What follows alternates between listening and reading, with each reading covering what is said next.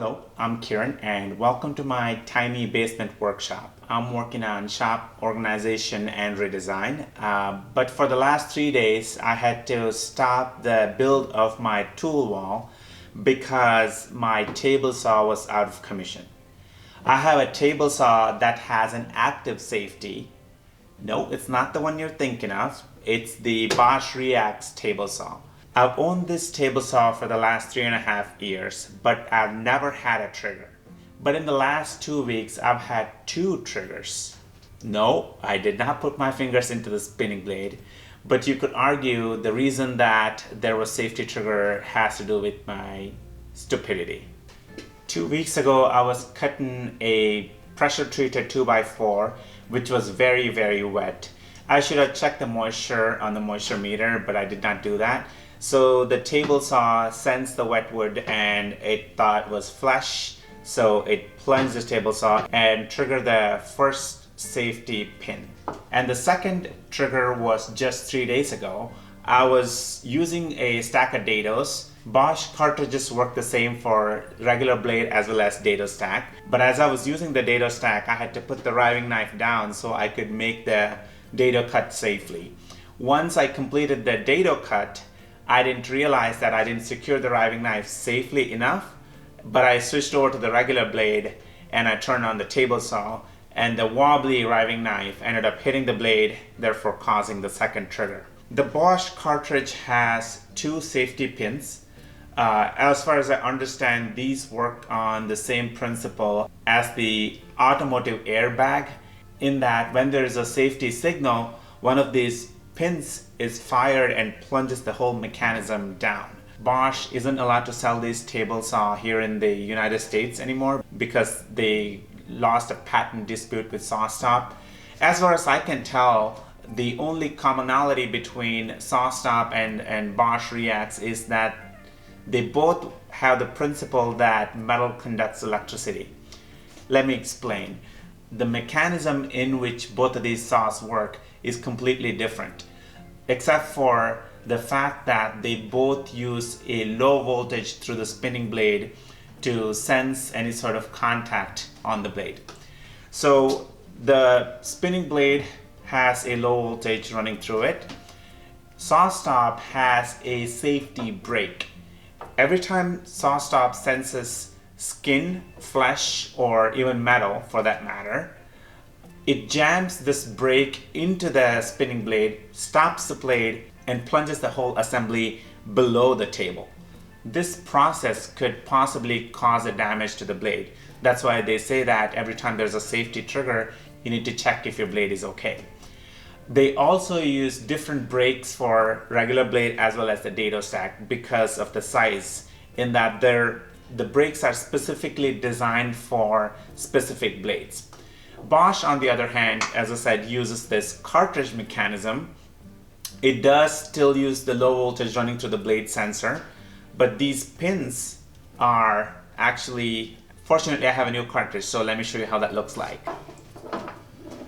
So there's the new cartridge. As you can see, compared to the one that's already been used up, these 2 pins are staying within the cartridge, and there's the electrical contact.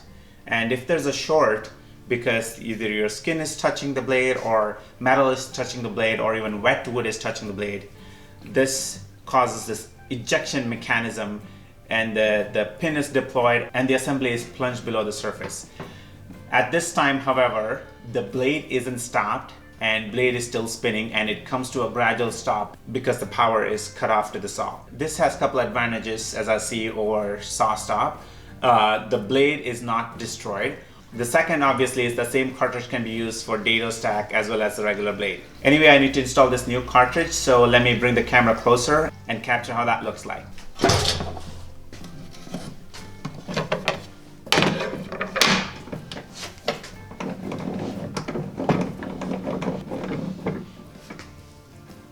Let me get a little close up here.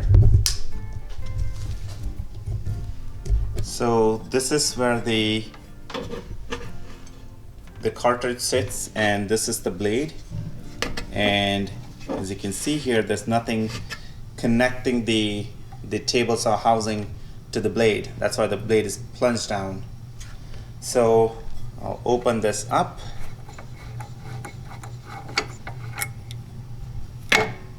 There's a little piece of wire here where I need to install the cartridge, which I'm gonna put the camera on the tripod here to do that.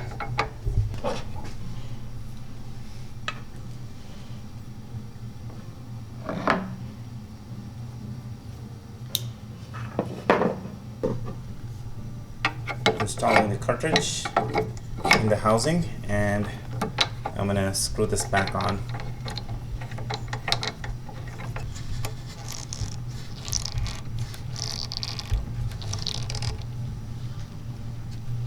I think that looks tight. With that done, I can bring the housing back. As soon as the first trigger happened, I was very shook up. I didn't expect this sort of trigger.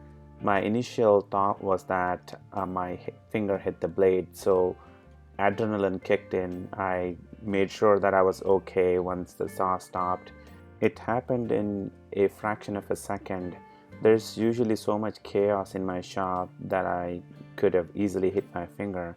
I'm so glad that feature is in there.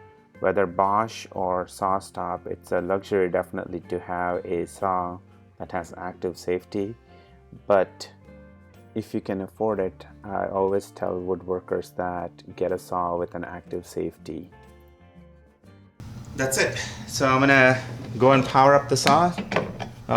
Before that, actually, let me make sure that riving knife is safe and secure this time. There's no wobble, no loose. Okay, that's good. Blade is good.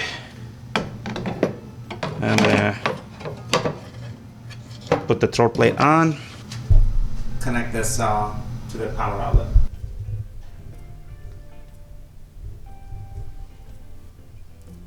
As you saw, the diagnostics ran quickly for a second and it's on to green. That means the saw is good to go. So I'm gonna make a cut.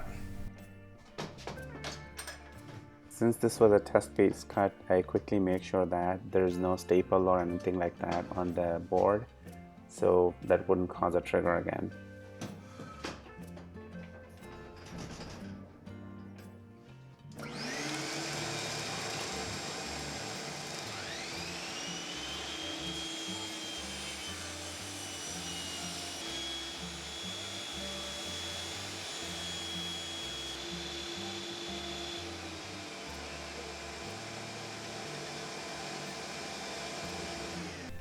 I'd be lying if I said I wasn't nervous for a second there, because, you know, I've never had a trigger for the 3.5 years I own it, and within 2 weeks I get 2 triggers. So I'm like, what am I doing wrong? Okay, so I did something wrong.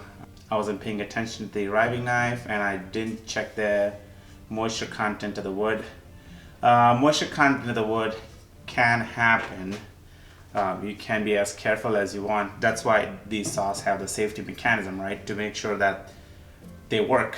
If I accidentally had put my fingers in there, I obviously want the saw to stop and protect my digits. So it's good that it's working. So I'm gonna get back to the project here. I've done a few things so far, which I think kind of improves the flow of the shop already, but I certainly want to do more. So now I'll move the bandsaw over here. This actually is a good space for the bandsaw, I think. I have a lot of space in front of the saw where I can cut larger pieces. And I'll put this open cabinet that was up on the wall actually just on the table. So this space was a dead space and it had become a catch-all, and I started putting a lot of crap in here. So now with this cabinet in place, I'm able to have all my tools at an arm's length and have an easy access to them, and as well as hopefully keep the miter saw station clear so I can make the cuts without shuffling things around. Now, next to the water softener is the new house for the drill press. I'm still debating whether this is the final place, but I'll get a sense. So the tool wall is coming along. That's the project that I'm working with. I'm following the principle here to keep everything open. I realized that I didn't want to follow another trend and building drawers and having everything in a case and things like that. I'm pretty sure that doesn't work for me. I like having things where I can easily access it, quickly reach back to things. But I certainly am trying to organize things so that it makes sense. There's some measuring things, and here are some chisels and spoke shiv, and here bits and pieces. I will install possibly 1 or 2 more magnetic bars, and then I'll build a French cleat hanger where I plan to put the drill driver charging station.